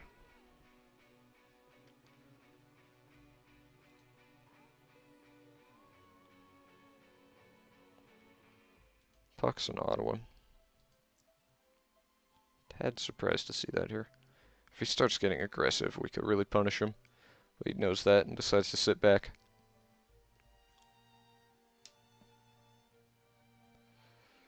We see a Ruby Lance. So, I mean, we use that, right? And swing all in. Even if he has a wild aura, as he's shown us in the past. We have 4 Ruby. That won't save it. He needs a wild growth or nothing. And even if he does, like, it's just back to the exact same board that it was. And he does not. So we swing in with everything. Likely blocks the Berserker with Puck. Well, I mean, like, if he does the optimal blocks to just eat everything, or trade in the case of Puck, he goes down to 1. I don't know if he wants to be at 1 against a Ruby Blood deck.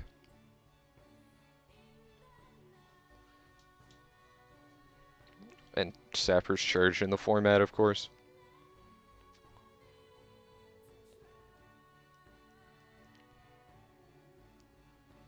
He can trade here, and there and only take 2.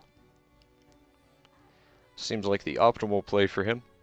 And then we only need to draw 1 more shard, and we'll get Theory Crafter online and basically end the game. Hopefully. Or at the least, we can call the grave back. Either that Berserker or the Warbot. It's funny right here. We wish we had the Ruby Evasion gem, as opposed to the flanking that we just sideboarded out.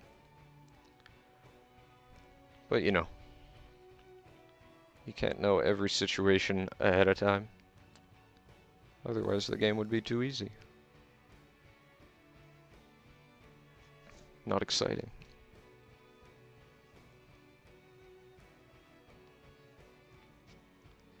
He's actually getting really close to being able to use Running Deer again and go back up to 10. Which could be unfortunate for us. So he's going to be able to... He's got us on 2-turn clock. We need him to not hit another shard. Very much so. We can buy ourselves a turn or 2 between Effigy and Call the Grave.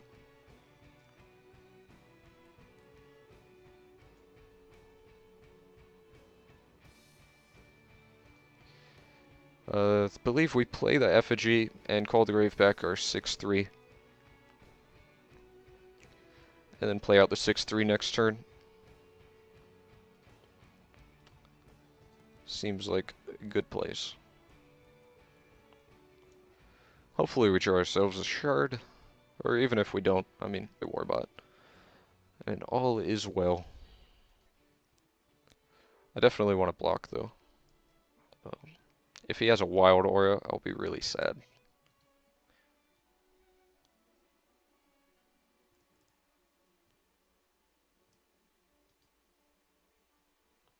I think I definitely want to block.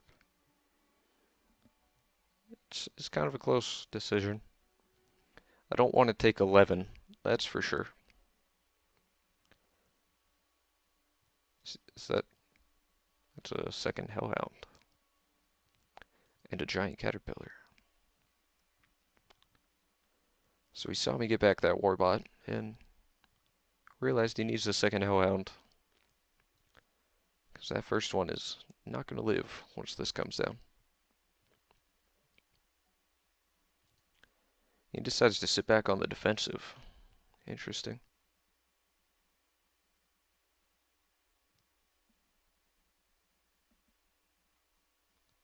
That's a card. I don't think we want to play it this turn, but certainly valuable. It lets our 2/2s with flanking kill his 4/4s if they block. And he didn't hit his 4th shard, so he didn't get to gain 5, though he could easily top deck it. We are on a bit of a clock now, if we weren't already, due to him getting that butterfly eventually. I believe we need to play this Warbot out since he has double Hellhound, just so we can have a bit of a stable board. But in future turns, we'll be able to attack and Ruby Aura, and that'll be nice.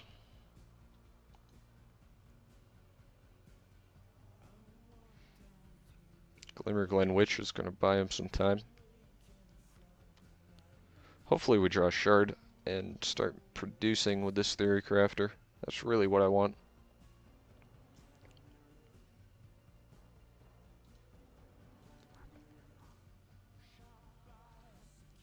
Trade, no doubt, all day.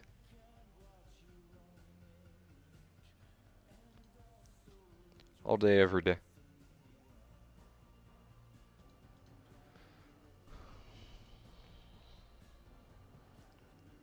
This Caterpillar can be an 0-4 after it blocks. Why do I draw both 5 drops when I'm sitting on 4? You killing me. We are going to attack with just the Gladiator. This doesn't look too suspicious. He may expect Crushing Blow, Burn, something along those lines. He might just take 2. Who knows? If I can get 1 shard though, just 1. I got like 14 last game. Can I just get 1?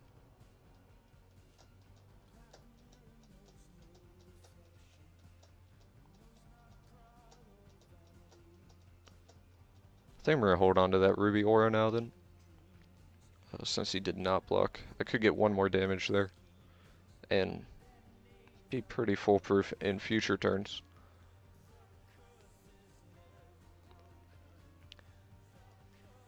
But I'd rather hold on to the trick.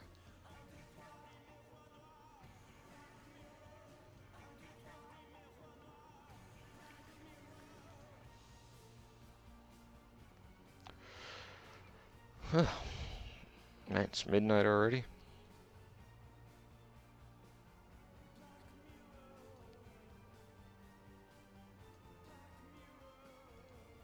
I would really prefer not to take 11 here.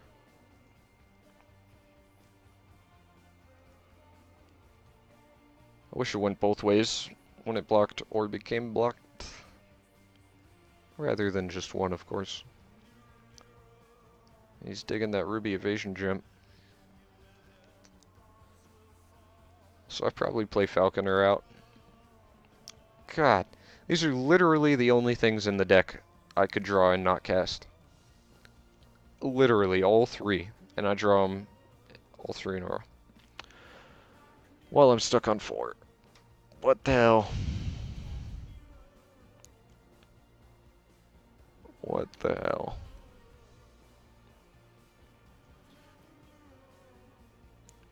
That's ridiculous.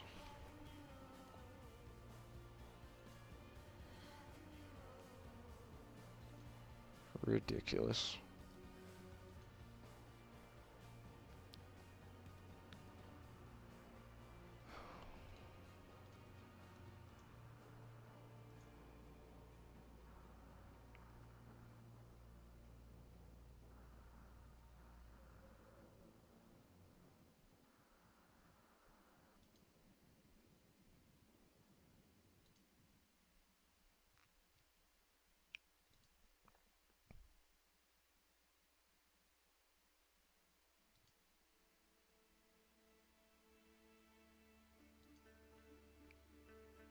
I'm not really blocking anything, so I may as well have gotten in. I mean, I could block... I could stop a Glimmergren Witch from attacking, but I'm not blocking a Skirmisher or Hellhound because those both have the Ruby Evasion Gem. So I may as well have attacked there and had a chance to get that Cocoon off the board.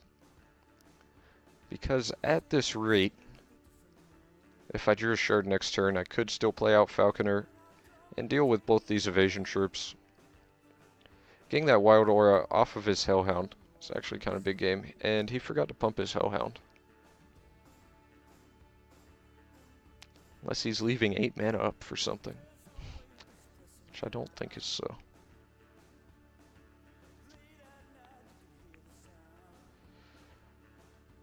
But yeah.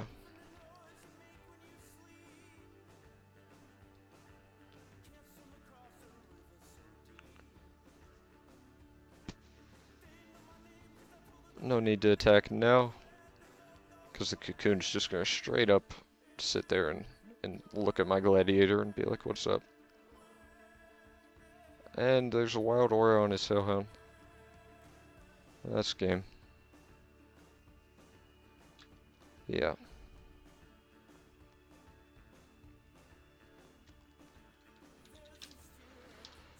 So, our deck was pretty sick, nasty, disgusting. But we got a bit unlucky there. Unfortunate. We definitely had a 3-0 deck.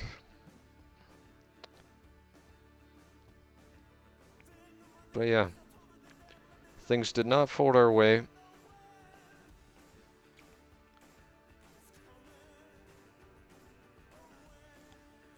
I liked that deck a lot too. I'm definitely interested to see how everybody feels about that Ruby Evasion Gem as we continue to move on.